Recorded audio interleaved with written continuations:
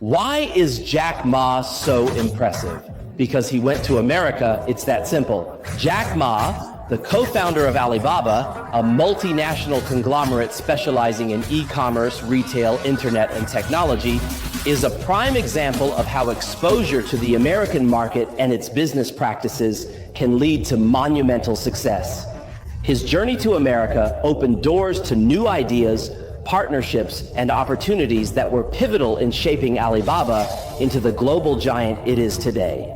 His influence extends beyond Alibaba, impacting global e-commerce and technology sectors significantly. Why is Elon Musk so impressive? Because he went to America. It's that simple. Elon Musk, the visionary behind companies like Tesla and SpaceX, leveraged the innovative and entrepreneurial spirit of America to push the boundaries of technology and space exploration. His move to America allowed him to access a wealth of resources, talent, and a culture that fosters innovation, enabling him to turn ambitious dreams into reality. Musk's impact on renewable energy and space exploration has been transformative, setting new standards for sustainability and interplanetary travel. Why is Baidu so impressive? Because Li Yanhong went to America. It's that simple. Li Yanhong, also known as Robin Li, co-founded Baidu, China's leading search engine, after gaining valuable experience and insights during his time in America. This exposure was crucial in developing Baidu's cutting-edge technology and establishing it as a dominant force in the Chinese market. Baidu's role in China's digital economy is pivotal, driving advancements in AI and internet services. Why is Ma Huateng so impressive? Because he went to America. It's that simple. Ma Huateng, also known as Pony Ma, is the founder of Tencent, one of the world's largest technology companies. His experiences in America provided him with a unique perspective and understanding of the global tech landscape, which he used to propel Tencent to international success. Tencent's contributions to social media and gaming have reshaped digital interactions worldwide. So why is America so powerful? Besides setting a trap for the Japanese and robbing them of 30 years of wealth, Americans don't even see Japan as significant. They look at the whole world instead. America's power lies in its ability to influence global markets, politics, and culture. Its strategic economic policies, such as the Plaza Accord, have had far-reaching impacts on other nations, reshaping their economies and industries. Let me tell you a shocking real case. Did you know now in Japan, 1 out of every 5 people in prison is an elderly person? This statistic highlights the social and economic challenges facing Japan today. And how did this elderly person end up in jail? Guess what? He stole an egg from a convenience store and then turned himself into the police. He got 2 years worth of free food and lodging. This situation underscores the desperation and lack of support for the elderly in Japan, a country grappling with an aging population and limited social welfare. I'm not joking here. So why does this happen like this after World War II, when both Japan and Germany were defeated countries, with Japan being devastated beyond recognition, but still managed through hard work over 30 years for their industry to rise again? The post-war recovery of Japan and Germany is a testament to their resilience and determination. Through strategic investments in technology and industry, they rebuilt their economies and became global leaders in manufacturing and innovation. In fact, more than 80% of cars running around in the U.S. are Japanese cars, not American ones. This dominance of Japanese automobiles in the American market is a reflection of their superior engineering and reliability. Back then, when Japan suddenly made money, they became quite arrogant. They came over saying, although we lost what we knew too, we're rich now. We can buy Wall Street or even Washington, D.C. They really bought iconic buildings like the Empire State Building while throwing down American flags and putting up their own. This bold move by Japanese investors was seen as a challenge to American economic supremacy.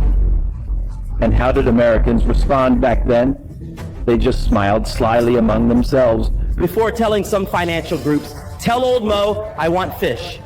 Then officially began pressuring Japan into signing something called Plaza Accord, which forced yen appreciation against dollar from $1 equaling Y200 before signing to pushing it higher until all those dollars exchanged hands with yen, flooding into Japanese stock markets, driving prices sky high. The Plaza Accord was a strategic maneuver by the U.S. to address trade imbalances and curb Japan's growing economic influence. You understand what I'm saying, right? When all these hot money flowed massively from dollars converted into yen entering stocks and real estate, their property values skyrocketed tenfold while stocks multiplied by 50 times or more. At peak exchange rates where Y100 could get you one, they sold off everything, making huge profits, converting back everything earned on investments there back home, turning massive gains once again. You follow me here? Yes. They threw away their yens but brought home tons more bucks than ever imagined. It's mind-blowing, isn't it?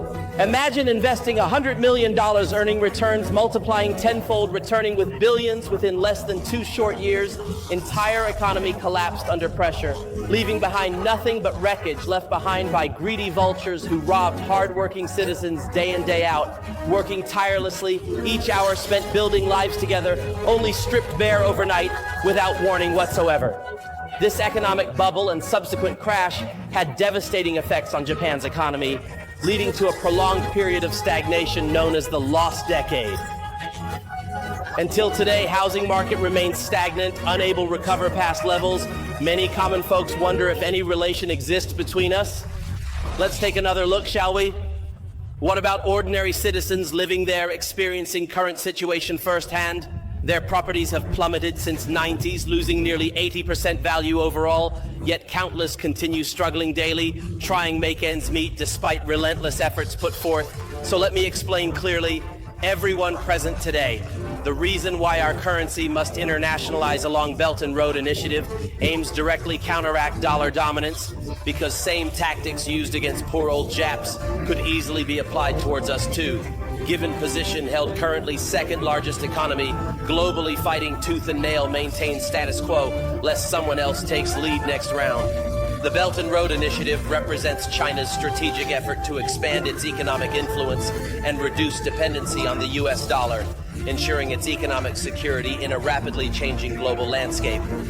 Remember, post-Wobyavui era saw emergent superpowers USSR, USA, both armed nuclear weapons ready launch anytime, causing global panic, leading Cold War, lasting 20 long grueling decades, reshaping geopolitical landscape, forevermore culminating collapse, Soviet Union paving way, new hegemonic order led solely by Uncle Sam himself, ruling supreme across globe, thereafter initiating endless conflicts almost entirely instigated via U.S. interventionism everywhere seen throughout history since inception itself.